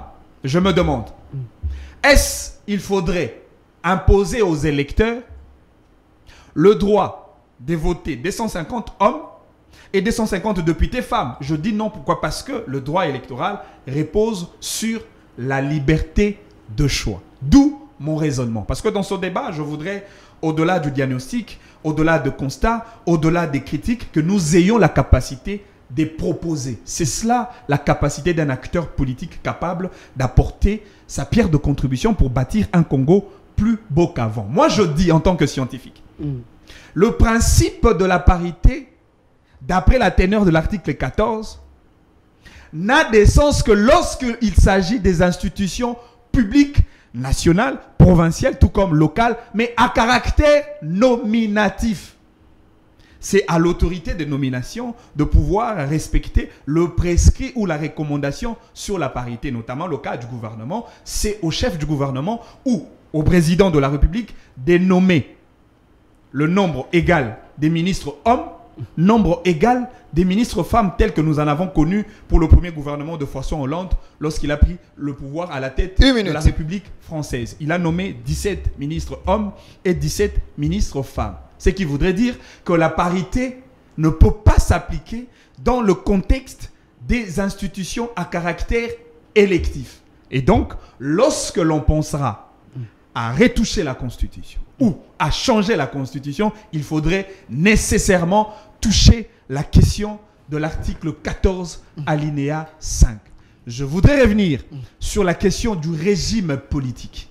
C'est cela le débat des portées juridiques. Permettez-moi de finir juste cette question du régime. Une minute de plus. De régime politique. Okay.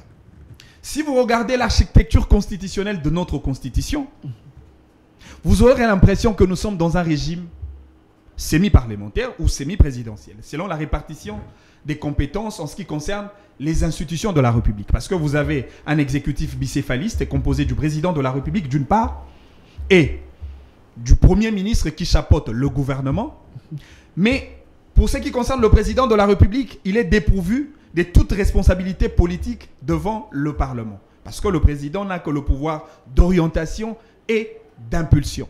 Mais pour ce qui concerne le Premier ministre, la Constitution lui confère, bien évidemment, ses pouvoirs d'exercice d'orienter une action gouvernementale devant l'Assemblée nationale qui exerce une autorité de contrôle sur le gouvernement au moyen de sa motion de censure, tout comme des défiances selon le cas. Mais au-delà de ces régimes apparents, 30 secondes. Ces régimes semi-parlementaires apparents, il y a des indices sérieux du présidentialisme absolu qui s'affichent dans la même Constitution. Pourquoi ? Vous allez regarder les pouvoirs dévolus au président de la République. Et vous allez constater que le président de la République a en même temps le pouvoir à caractère exécutif, c'est-à-dire des pouvoirs qui par moments s'avoisinent au pouvoir gouvernemental, parce que le président de la République préside le Conseil des ministres en tant que membre du gouvernement. Encore que le président de la République nomme le Premier ministre et les membres du gouvernement par ricochet, il en a le droit de les révoquer. En deuxième lieu, le président de la République a un pouvoir à caractère législatif. C'est-à-dire, dans toutes les étapes d'élaboration d'une loi, avant qu'une loi soit mise en vigueur, les présidents de la République participent au moins dans 2 étapes législatives. Après l'adoption au niveau du Parlement de la loi, les présidents de la République ont le pouvoir de promulguer la loi. Et de surcroît, il a le pouvoir de publier la loi parce que le journal officiel, en tant que service public d'attache à l'institution présidente de la République, revient à son apanage exclusif. Et enfin, le président de la République a un pouvoir à caractère judiciaire. Déjà que la Constitution l'appelle les magistrats suprêmes, il a le pouvoir de nommer et par ricochet de révoquer les magistrats. Pire encore, la même Constitution lui donne le pouvoir de désigner les 3 membres qui composent la Cour constitutionnelle. Alors que la Cour constitutionnelle est considérée comme le juge pénal du président de la République. C'est-à-dire cette Constitution fait du président de la République juge et partie. Comment vous pouvez désigner des juges qui sont censés vous juger? Ça, c'est une grande faiblesse de notre Constitution. Je finis par là. La Constitution, au-delà du statut du président de la République, on l'appelle chef de l'État. Parce qu'il y a une grande différence entre président de la République et le chef de l'État. Le président de la République est lié au principe de Montesquieu, des séparations de pouvoir, parce qu'il est considéré au même titre d'égalité que le gouvernement, que le Parlement et les cours et tribunaux. Mais en tant que chef de l'État, le président de la République est placé à la concavité du pouvoir national, au sommet pyramidal du pouvoir congolais. C'est le président qui est la transcendance, l'absolu. C'est celui qui dirige sur toutes les institutions de la République. Et de surcroît, on l'appelle père de la nation, les symboles de l'unité nationale, les garants de bon fonctionnement des institutions de la République, les gardiens de la Constitution. Donc cette Constitution que nous avons avec 229 articles, c'est une Constitution qui avait rendu ou qui rend nos chefs de l'État, de la République, des vrais dictateurs. C'est du présidentialisme absolu. Alors, et c'est cela, les régimes politiques réels en lieu et place d'un régime apparent qui est semi-présidentiel tel qu'implanté dans le décor constitutionnel. Ce débat n'a pas... Je reviendrai sur d'autres questions. S'il vous plaît. Je reviendrai sur d'autres questions pour démontrer la faiblesse. S'il vous plaît. Ce débat n'a pas l'objectif de s'étirer les draps, mais c'est pour aider. C'est un débat purement scientifique. Nous voulons bien relever les failles et les qualités parce que nous voulons que le Congo avance. Monsieur Benoît Yolama, votre maître, Évariste Bochab, je pense qu'il est parmi les rédacteurs de cette constitution comme un homme intelligent de notre pays. Face à ces failles que M. Manix Yenda vient de relever, pensez-vous qu'on peut réviser cette constitution? Vous avez également suivi un autre professeur, M. Isidore Ndayouel, qui a fait une proposition. Pensez-vous que c'est le temps de retoucher cette constitution? Qui parle d'ailleurs du changement. Bon, c'est un débat pratiquement inutile, puisque l'exercice que j'ai suivi en face, c'est la lecture de la Constitution qu'on est venu faire sur le plateau. Moi, j'aurais souhaité attendre que, bon, voilà, moi, en tant que constitutionnaliste, voilà ce que j'ai décelé comme problème de société, qu'au lieu de parler des individus, il faut relever le problème de société. Et il n'y a pas de lois éternellement immuables, inchangeables. Toutes les lois, en tout cas, sont mouvantes. Elles sont susceptibles d'être modifiées, changées, et pour être adaptées aux réalités du moment ou aux circonstances. Et ici, le problème de changer la Constitution n'est pas un problème qui doit provenir d'un individu. Et d'abord, la Constitution, comme la loi fondamentale, permet à l'État de fonctionner. Puisque le droit constitutionnel, c'est le droit de la Constitution. Et lorsque vous lisez, par exemple, les livres du professeur Bochab sur l'inanition de la nation, la révision constitutionnelle ou l'inanition de la nation, et vous lisez aussi les livres le droit constitutionnel français. J'ai amené sur votre plateau. Donnez-moi la photo là avec les professeurs de tous ces mon pays. documents. J'ai amené, je crois, pratiquement au moins 6 cours de droit constitutionnel de différents pays. Et donc, au niveau du Congo, le problème n'est pas d'aller faire une petite monture et on s'accroche au pouvoir et on sent l'odeur d'idolat, on dit on a proposé. Historien qu'il est, M. Ndayouel pouvait se réserver d'entrer dans une compétition qui n'a pas le béquille pour bien marcher. Et il devait se réserver, au lieu d'être une élite véritablement du savoir qui éclaire la société, et de tomber dans cette élite que nous avons connue hier. Nous, en entrant à l'université de Kinshasa, nous avons trouvé 2 professeurs. Il y avait Kitete, d'un côté, qui soutenait la conférence constitutionnelle, à la place de la conférence nationale souveraine, et de l'autre côté, nous avons trouvé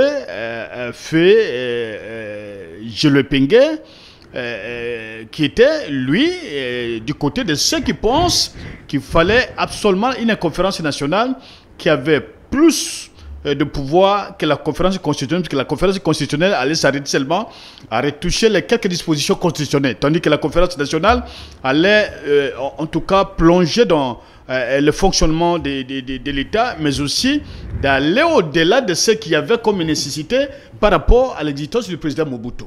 Et malheureusement, le débat était trop gros et à chaque occasion qu'on posait la question à ces 2 éminents professeurs, le débat était celui-là. Donc, il y a ceux qui défendaient, puisque les ventres obligeaient de défendre la cause. Et ils ont défendu les ventres. Et il y a ceux qui défendaient, puisque la science obligeait, qui défendent la science. Et cette école-là, c'est l'école de Gilles Pengue. Et donc, on a connu même M. Mende qui avait défendu, soutenait la même thèse. Et de la conférence constitutionnelle égale à la conférence nationale souveraine. Ce sont des choses qui étaient diamétralement opposées, mais sur le plan de la syntaxe, de la linguistique, et même sur le plan de la philosophie, même du fonctionnement de la société, ça ne pouvait pas être la même chose. Et puisque certains avaient déjà touché l'âge du pouvoir, ils avaient l'obligation de défendre une cause. Lorsque vous lisez Pasolundula, dans sa correspondance, la lettre ouverte à Monseigneur Monsengo Passigna, bien qu'il n'est pas un juriste, l'intéressé avait relevé un certain nombre de problèmes, des caractéristiques que nous connaissons, nous, qui avons été à l'université, qui supposons, faisons croire que nous avons un savoir absolu, les défaillances du système politique congolais et même du travail que fait le cardinal donc Monsengo était en train de faire à la tête du Parlement congolais. C'est exactement le même schéma qu'on nous amène aujourd'hui. Et on oublie qu'il y a eu des circonstances qui ont motivé la création, donc l'élaboration de cette loi fondamentale. La nécessité était d'abord de réunifier les territoires congolais. Et les choix étaient clairs. Entre l'unité du Congo ou la balkanisation du Congo. Et le travail qui a été fait, c'est de dire que le Congo doit être unifié. Et j'ai relevé même le propos de fait Antoine Gizenga, de l'ancien secrétaire général du PALO, qui avait dit « Allons, avançons, et s'il faut recadrer, nous allons recadrer. On ne touche pas les lois pour les toucher. On peut toucher aux lois que lorsqu'il y a une nécessité absolue. » Est-ce que vous ne sentez pas la nécessité aujourd'hui, parce qu'il semble que cette constitution que nous avons aujourd'hui n'est pas adaptable à nos réalités? Les hommes éclairés de notre nation, ils ont le droit de réfléchir. Nous avons Daïwel qui a réfléchi. Ici, j'ai mis la photo, si vous regardez ici, il y a des professeurs, des constitutionnalistes, les Zolo Bambi et les autres. Et aussi sont en train de réfléchir. Le Zolo n'est pas constitutionnaliste, il faut faire attention. Il y a des professeurs. Des professeurs, déjà. Donc, le Zolo Bambi et les autres, ils sont en train de réfléchir par rapport à votre constitution que vous avez donnée à la République. Il semble que cette constitution, c'est une bombe à retarder. Bon, le débat ne serait pas, et même la question ne serait pas posée de cette manière que vous voulez la poser. Le problème, c'est que c'est la nation. Lorsqu'il y a eu cette constitution de Sun City, ça a été une recommandation du dialogue intercongolais. Ça n'a pas été l'œuvre du président Kabila, comme individu, comme président. Mais il avait le pouvoir suprême. Je vous en prie. Le pouvoir d'influencer les décisions. Je vous en prie. Le président Kabila avait accepté d'avoir, autour de l'élu, des vice-présidents de la République. 4. Aucun document légal ne pouvait, en tout cas, n'autoriser cela. Aucun document légal. Aucune loi. Mais il avait accepté. Et c'est à cette occasion seulement que les composantes ont eu à discuter avec des représentants, même il y a des gens de l'Union européenne, des Nations Unies et consorts, et avec AIFS et consorts, toutes les structures qui semblent être au-dessus du national, ont participé dans l'élaboration de cette constitution. Et la constitution avait pour vocation, non de mettre le président Kabila comme un éternel président de la République, mais de réunifier les territoires congolais, de consacrer les libertés des citoyens et de permettre à la démocratie d'avancer. Lorsque vous lisez l'introduction, ce que nous appelons préambule de la Constitution, les motivations sont déjà relevées à l'intérieur. Il n'y a pas d'autres motivations. Et si on veut se créer des motivations pour dire qu'il n'y avait pas parité, et que parité égale ceci, égale cela, et que cela constituerait un motif pour changer la Constitution, c'est que c'est une grosse erreur qu'on vient imposer à notre peuple. Alors, c'est un élément scientifique qu'il a relevé. Il faut les rencontrer dans les fonds. Il y a deux démarches différentes. Puisque la modification, donc la Constitution peut être révisée partiellement, totalement, et on peut changer de Constitution.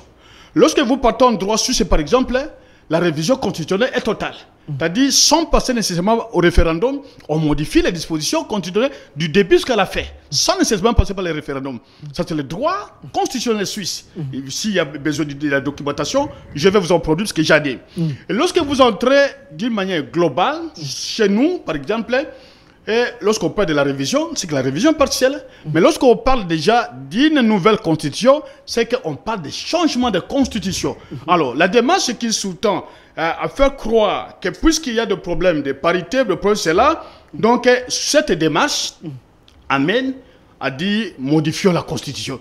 Or, la démarche que M. Ndawel présente sur le plan purement public, c'est une démarche qui tend au changement des constitutions. Et le changement de constitution n'est pas la modification partielle de la constitution. Et donc à ce niveau-là, il faudrait qu'il y ait une réflexion plus élargie. Qu'on ne trouve pas une occasion d'affaiblir les autres, d'écraser les autres, pour dire, nous devons vous écraser, puisque moi j'ai besoin qu'on ait notre mandat, et donc, accepter que moi je fasse, et donc je passe le message. Je vous en prie. 5 secondes. Le projet que présentait le professeur Ndaïwele, c'est le projet de M. Mbata, l'ancien du RCD. Monsieur Mbata? Mbata qui est aujourd'hui le vice-président de l'Assemblée nationale. C'était un professeur, il est c'était un constitutionnaliste. Mais c'est Mbata, c'est comme ça qu'on appelle en Europe. Lorsqu'on dit M. Ndaïwele, Ndaïwele n'est plus Ndaïwele. Il est Ndaïwele. Lorsqu'on dit Bochabe, Bochabe n'est plus Bochabe.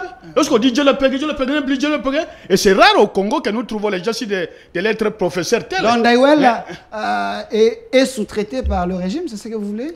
Ou soit il agit par procuration parce que c'est le projet de Mbata. Terminer, vous poserez vos questions, on répondra. Alors je voudrais tout simplement dire que parmi les figures que je suis en train de voir, là vous avez ajouté Matata qui est économiste, et Matata n'est pas juriste. Luzolo, je crois du droit judiciaire privé. Le professeur ici, c'est un pénaliste. Derrière lui, il est du droit public international, bien que c'est le droit public, et tous les deux, c'est le droit public. Et l'autre que je vois. Alors, le débat, c'est pas à ce niveau-là. Parce que la question du droit constitutionnel, donc de l'élaboration de la constitution, n'est pas éminemment la question des juristes. Il faut y associer des politologues, il faut y associer des sociologues, il faut y associer. Et même des psychologues, puisque lorsque vous voulez modifier, pour que la loi ait quand même un soubassement purement naturel, même des économistes sont nécessaires. Merci. Puisque le droit va cimenter toutes les argumentations qui seront présentées pour faire de ces argumentations une constitution, une base. Merci. Pas une constitution, une base. Lui, il a fait un projet, donc une étude. Il faut parler plus d'une étude qu'un projet, parce que le projet sortirait du gouvernement. Merci, M. Benoît Yolama. La proposition partirait d'un député national. Calmez-vous, M. Benoît Yolama. Le public est en train de constater que je vous ai donné suffisamment de temps. Alors, M. Manix Yenda, pourquoi vous avez choisi ces moments pour relever les failles de la Constitution, et aussi l'un des professeurs sous-traités par l'Union Sacrée Selon, M. Benoît Yolama Ndaïwele, sort pour dire il faut essayer un peu de changer les mandats du chef de l'État parce que tout ça, ce n'est pas que l'Union Sacrée a peur d'affronter les élections, parce que Kabila et Joseph vous a donné une Constitution aujourd'hui qui est meilleure, la meilleure d'ailleurs. Il ne faut pas faire de ces débats un débat politique ou politisé. Parce que je vous ai entendu citer l'union sacrée de la nation comme si les débats de la révision ou du changement de la Constitution est un débat exclusif pour l'union sacrée de la nation. C'est un débat national. Parce que la Constitution, c'est une affaire du peuple. La Constitution est une affaire nationale. On l'appelle pacte républicain. On l'appelle contrat social. C'est la Constitution qui traduit la volonté expresse du peuple congolais. Et donc, lorsqu'on discute sur cette Constitution, je pense que ça doit intéresser le peuple au premier degré. Encore une fois, j'ai vraiment besoin de faire un débat de fond. Malheureusement, j'ai l'impression de faire un débat monolithique. J'ai l'impression d'être seul sur cette question de la Constitution. Qu'à cela ne tienne, je veux vraiment faire un effort. C'est vrai. On parle de notre Constitution, à qui nous reconnaissons un certain nombre de mérites, comme je l'ai dit au prologue de mon intervention. Mais en même temps, nous connaissons le statut, les statuts juridiques, je veux dire, le statut sociologique et même les statuts historiques de cette Constitution que nous avons aujourd'hui. Parce que cette Constitution, nous l'avons qualifiée comme une Constitution de la belligérance, comme une œuvre de l'importation extérieure, le mimétisme occidental. Cette Constitution est dépourvue des valeurs idéologiques, des valeurs sociologiques, et je dirais même des valeurs historiques qui concordent avec la réalité du peuple congolais, et je veux le démontrer. Et pour cette Constitution-là, je pense, lorsque nous la regardons, parce qu'aujourd'hui, cette Constitution totalise 17 ans d'existence. Quoi de plus normal de faire un focus pour faire les bilans constitutionnels? Regardez quelles sont les dispositions qui posent problème, quelles sont les dispositions qui nécessitent une révision.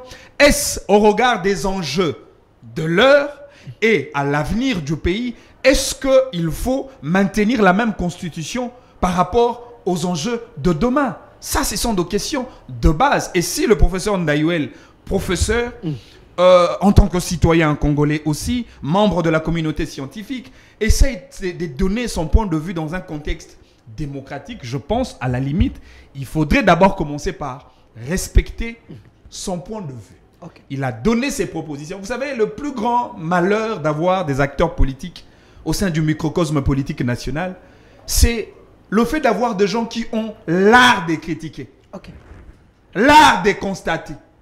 Mais lorsqu'il s'agit des propositions, lorsqu'il s'agit de faire des analyses de fond, ces gens sont incapables, et vous pouvez même le constater sur le débat de jour. Moi, je reviens sur le fait, sur des dispositions dont j'estime que ces dispositions-là posent des énormes problèmes pour l'avenir de notre pays. Je prends la première question de la souveraineté. Je vous lis l'article 217.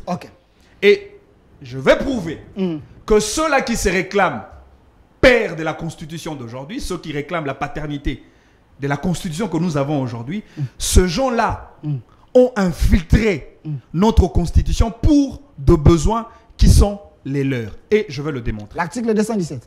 L'article 217 dit... Qu'est-ce que dit l'article? La République démocratique du Congo peut conclure des traités ou des accords d'association ou des communautés comportant un abandon partiel de souveraineté en vue de promouvoir l'unité africaine. Un abandon partiel de notre souveraineté.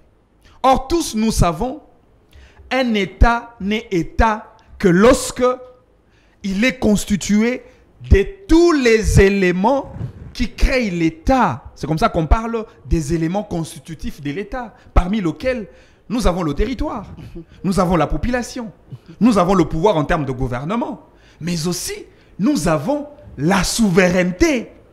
Encore que sur cette question de souveraineté, il faut la regarder dans une parallaxe binoculaire. Parce que la souveraineté dans l'État n'est pas à confondre avec la souveraineté de l'État.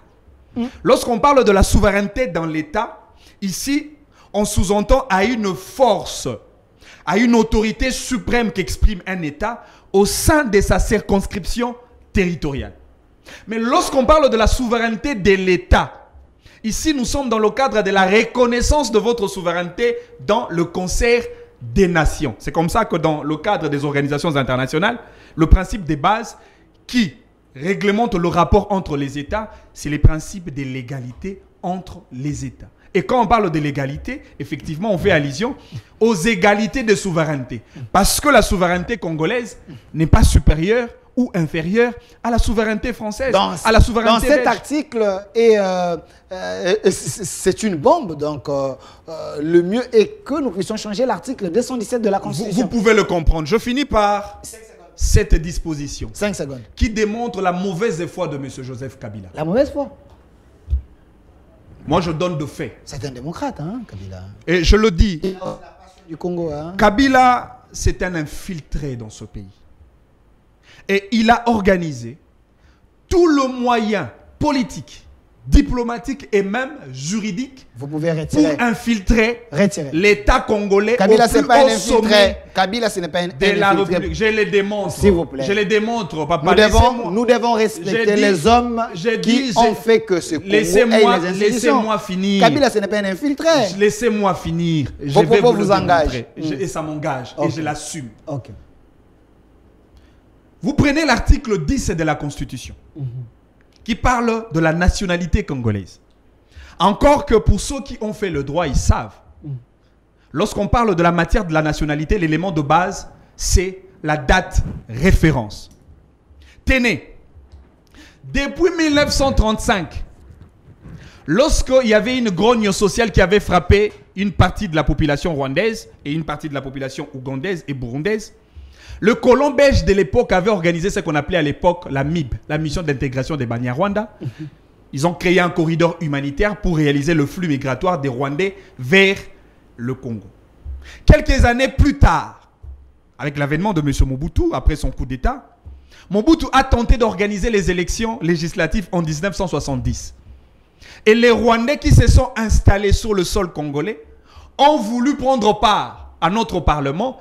Heureusement pour le patriote zaïrois de l'époque, ils ont fait pression à M. Mobutu. M. Mobutu a reporté ses élections une année après et il a promulgué une nouvelle loi sur la nationalité congolaise tout en définissant la nouvelle date et référence qui est celle de 1885, la date de conférence de Berlin. C'était avec l'idée d'exclure tout le Rwandais qui était entré sur le sol congolais depuis 1935. Mobutu est parti malheureusement. Mzee Laurent Désiré Kabila est venu.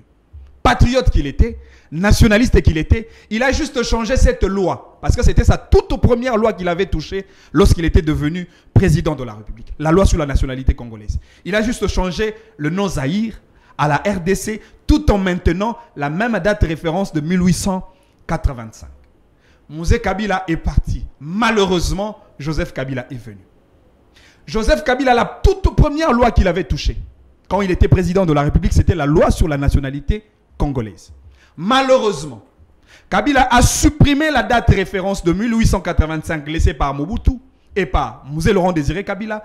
Il nous amène la date de référence du 30 juin 1960. Ce qui voudrait dire, d'après la Constitution, tout celui qui a foulé ses pieds sur le sol congolais depuis le 30 juin ou avant le 30 juin 1960 est considéré comme un Congolais d'origine.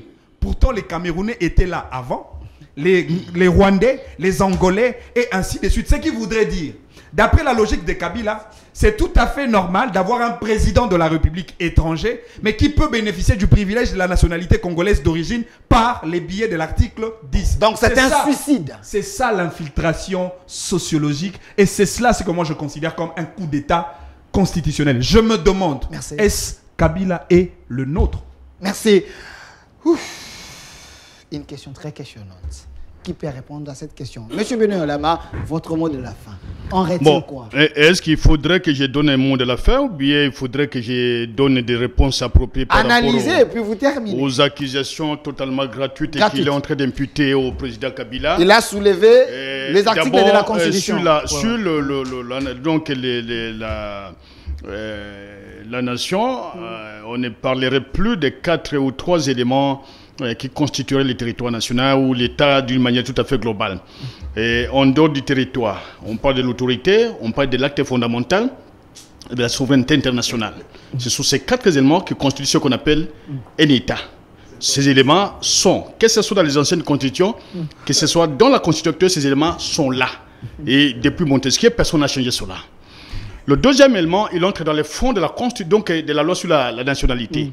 Mais qu'ils me disent, il est là, lui là, il s'est muté, opposition, maintenant il est au pouvoir. Mais c'est le ministre des Travaux publics. Il est de quelle nationalité d'origine? Il est membre du gouvernement, membre de l'Union sacrée. C'est monsieur, comment on l'appelle, Guissaro. Qui dit Guissaro est de quelle province? Et qui soit aussi informé qu'il y a Bisimaka Harara qui habite l'hôtel Rotana, qui travaille pour la présidence. Il est de quelle nationalité? Puisqu'il veut faire croire à l'opinion publique que le président Kabila a élaboré la Constitution. Mais c'est le même principe que nous devons imposer, mais c'est Tshilombo qui veut changer la Constitution. Que s'il y a eu changement du fait d'un dialogue intercongolais, pour lui, pour sa constitutionnalité, pour son droit constitutionnel, c'est Kabila qui a élaboré. Et donc, nous, par absurde, c'est ça le jugement. C'est ça la linguistique. Donc, la constitution qu'on veut changer aujourd'hui, c'est M. Tshilombo qui veut changer pour ses intérêts. Il faut que ça soit ainsi. Moi, je voulais même me connaître très loin. Parce que si on m'avait annoncé le sujet, j'allais lui donner de la matière. Parce qu'apparemment, il est en train de justifier quelque chose. Il est en train de justifier ses propres incohérences. Puisque, comment pouvez-vous dire que Kabila a élaboré? Expliquez-moi. Comment Kabila peut élaborer? Que Kabila n'est pas le législateur. Il y a eu un débat au niveau de l'Assemblée nationale où il y avait l'opposition, il y avait les membres de l'ancien gouvernement, il y avait la société civile. Tous ces gens qui sont aujourd'hui dans l'Union sucrée ont fait partie de ce regroupement politique hier. Et je ne crois pas qu'à ce niveau-là, on peut dire que Kabila, comme individu, a élaboré la Constitution. C'est un tort incroyable que ça sorte de la bouche de celui qui se vante être le plus grand intellectuel du Congo. Et je crois. Mais quand il a dit une fois, dès que Kabila est arrivé au pouvoir, la première article absolument faux, qu'il me montre la loi qu'il me montre la loi, parce que sur la nationalité il y a eu déjà des modifications après le dialogue intercongolais pendant la transition et la modification actuelle. C'est passé par le Parlement avec le financement de l'extérieur. Ça n'a jamais été un cas. Et le cas que je connais, c'est la loi sur le blanchiment des capitaux. C'est la première des lois qui est passée sur Joseph Kabila Kabange. Et j'ai les documents, j'ai les supports. Au lieu que ça soit d'une manière verbale, comme il a dit, qu'il amène la loi qui dit, bon, voilà dans les nombres de lois qui ont été promulguées par le président Kabila, voilà la première loi que lui, comme individu, comme institution, avait modifié sans avoir associé d'autres structures de l'État. Donc Kabila, ce n'est pas un infiltré. Alors, le dialogue intercongolais, on a connu des formats. Le premier format, nous avions le gouvernement de la République. Nous avions l'opposition politique, la société civile et les différentes rébellions. Mais le deuxième format, nous avons connu, il n'y avait plus, il y avait une partie de la rébellion qui était déjà amputée, qui faisait partie de l'équipe gouvernementale, de l'équipe de la RDC, c'est le MSC de Jean-Pierre Bemba. Et donc on restait avec Nyamwisi, les Roubero et consorts, comme les gens de la rébellion. Et donc lorsqu'il y a eu le deuxième round du dialogue intercongolais, qui n'avait pas peut-être à citer, c'est Etienne Tshisekedi qui nous avait amené sur là. Ça n'a pas été un débat constitutionnel. Et c'est lui qui habitait dans les mêmes hôtels en Afrique du Sud avec tous les Rwandais, dont les Gisalo qui est ici, un ancien du RCD. Il doit dire comment il est devenu, que c'est son père qui avait développé les concepts de Banyamulenge. Il ne le dit pas, mais il veut tout de suite déduire pour dire je doute que le président Kabila soit les nôtres. Ça, c'est une manière de jouer avec la personne du président Kabila. Et lorsqu'il va dire qu'il y a une dimension historique et des dimensions sociales, sociologiques, mais il retombe dans ce que j'ai dit. Mais la conférence de Berlin, sur le 20 mai 1985, qu'il avait eu lieu. Il faut préciser la date, parce que lui, il est entré au niveau des ADEM et il a oublié la date. Et cette date-là qui a créé le Congo était déjà un État. J'ai participé dans la thèse de M. Mankiachi Willy, à l'université de Kinshasa, sur la même question que le professeur Kalumba avait posée à l'époque, Willy Mankiachi, pour qu'il dise exactement à quel moment on pouvait parler de l'État du Congo.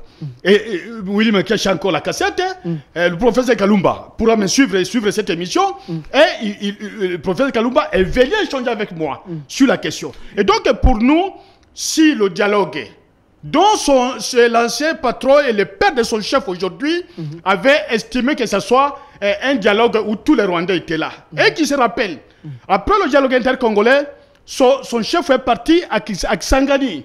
L'ancien patron de son père, le père de son chef actuel, il avait connu le jet de pierre à Kisangani.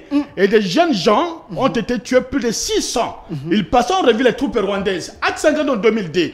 Il a peut-être oublié. Qu'ils disent aussi c'est Kabila qui l'avait envoyé là-bas. Et lorsqu'il va encore très loin, il dit bon, écoutez, on n'a pas pris en compte une dimension sociologique.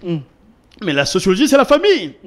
Et lorsque vous recourez sur les codes civils, la famille congolaise est définie. Ce code jusqu'à aujourd'hui n'a jamais été modifié. Et regardez un peu ce que l'ancien juge Yeni avait fait avec les Nations Unies dans les Larciers. C'est le même qui continue jusqu'à aujourd'hui. Le Larcier n'a pas changé. Mais lorsqu'il veut faire croire qu'on a changé le Larcier, on a faussé l'histoire, ça n'a pas été l'œuvre du président Kabila. Le dialogue intercongolais dont a fait partie ses chefs aujourd'hui. Et donc c'est ce dialogue-là qui avait élaboré et donné les prémices de cette constitution. Donc réduire cela, c'est de la mauvaise foi. Et je ne crois pas que c'est ça le débat. Mais je crois que prochainement, s'il faut l'inviter et que ce soit la question, il faut nous donner le sujet, on amène la documentation pour lui démontrer qu'il cherche à s'identifier, à se faire connaître dans l'opinion, mais au moins il dira à l'opinion qu'il a été avec Yolma sur le plan. Merci, je veux vous inviter prochainement pour ces débats, seulement vous deux. C'est vous qui avez commencé l'émission, M. Philémon, soyez clément. 1 minute que Manix termine, 1 minute. On retient quoi? M. Yolama vient de vous donner une leçon magistrale ici de l'histoire. Mon mot de la fin aura une connotation interrogative. La première question, est-ce que Joseph Kabila est vraiment le nôtre? La deuxième question, Au sujet de l'agression rwandaise, chapeautée par M. Paul Kagame contre la RDC, est-ce que M. Joseph Kabila peut tenir son discours pour des raisons de solidarité nationale contre Paul Kagame en citant son nom? La troisième question, est-ce que nous nous souvenons encore que M. Vital Kamerhe, en son temps président de l'Assemblée nationale, il a été chassé du PPRD pour avoir dénoncé la présence de Rwandais sur le sol congolais. Et la dernière question, M. Yolama, il est de l'UDPS, du PPRD. Est-ce qu'il peut me citer, ça c'est mon exercice rituel, le nom d'un jeune du PPRD que Kabila a nommé comme ministre? Parce que lui, il fait la comparaison avec M. Tshisekedi. Kabila, il était jeune. Encore que cette constitution a été adaptée par rapport à la condition d'âge pour être éligible à l'élection du président de la République par rapport à l'âge de Joseph Kabila. Est-ce qu'on peut me citer les noms d'un jeune ou deux jeunes du PPRD que Kabila a nommé comme ministre? Le deux que je connais, c'est Papi Pungu et Moussa Mondo. Malheureusement, ils ont été nommés par Félix Antoine. Vous avez les noms, monsieur? Vous avez les noms? Vous avez les noms? Oui, mais j'allais citer le jeune Moussa, j'allais citer Ernestine Nyota. Madame Ernestine Nyota, vice-ministre du budget. Ancien vice-ministre du budget. Elle n'était pas trop jeune. PPRD. Non, la dame. Elle est jeune. PPRD. Madame Ernestine Nyota. Madame Nyota, elle est âgée. Ah non, je t'en prie. Sur le questionnement, je t'en prie. Oui, moi, je ne suis pas venu répondre à ces questions, mais sur les questions de... C'est un vrai questionnement. Je voudrais lui rappeler que le président Kabila avait trouvé les comités politiques du mouvement populaire de la Révolution, qui avait donné la nationalité collective à tous les Rwandais, dont celui qui est aux travaux publics, et l'autre aux affaires, à la recherche scientifique, et l'autre est vice-ministre. Vous parlez de Kabila, M. Kabila? Alors, ils sont là. Quand vous avez chassé les Rwandais, ils sont partis avec les Rwandais. Ils sont revenus. Merci. Mais qui nous a dit qu'il était plus ami de Kagame que tous les Congolais et tous les Rwandais? C'est pas M. Chilombo. Merci, ça n'est fini. Pour aujourd'hui, je vais encore vous inviter pour ce débat lié à la Constitution. Que dit la Constitution de la RDC? Il y a des failles dans cette Constitution. Il y a également le bon côté de la Constitution. J'étais avec deux scientifiques de mon pays, M. Benoît Yolama, fidèle à Laurent Désiré Kabila et à Joseph Kabila, son fils. Aujourd'hui, le PPRD a même donné, Kabila a même donné le nouveau siège à son parti politique. Il y a aussi des dupes. Moi, je me pose la question. Au sein du PPRD, il y a des gens fidèles comme les Benoît Yolama. Est-ce qu'on les écoute? Est-ce le jeep même qu'on a donné, Benoît Yolama peut avoir ça? Je ne sais pas. Il semble, c'est comme si là-bas on vous a oublié, on ne vous considère pas. Et de l'autre côté, M. Malik Sienda, je n'en ai jamais fait de problème. Je ne sais pas si on peut vous donner, parce que là, il semble qu'on ne vous considère pas. Mais vous demeurez avec Kabila jusqu'à aujourd'hui. Moi, je défends le peut-être qu'il faut le quitter, parce que là-bas, on ne vous considère pas. Merci, M. Malik Sienda. Restez fidèles à nos programmes, la rediffusion à 22h sur la chaîne de la Maman Nationale. Au revoir.